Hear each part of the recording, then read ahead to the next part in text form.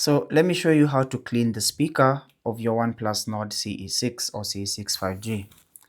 So you can clean the speaker of your phone to remove any water particles or dust that may have gotten into that speaker, simply by swiping down from the top right corner and then selecting the edit button in the quick settings, and then tap on the plus icon and then find a tile called speaker cleaner. Tap on that to add it to your quick settings, and then tap on another space and then select done, and it's now going to be added to your quick tiles.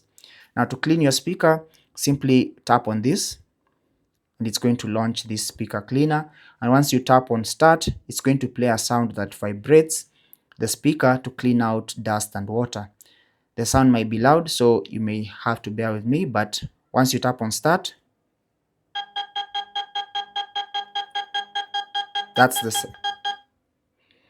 And once it's done, it's going to tell you cleaning completed, and you can either choose to set clean again or simply tap on done.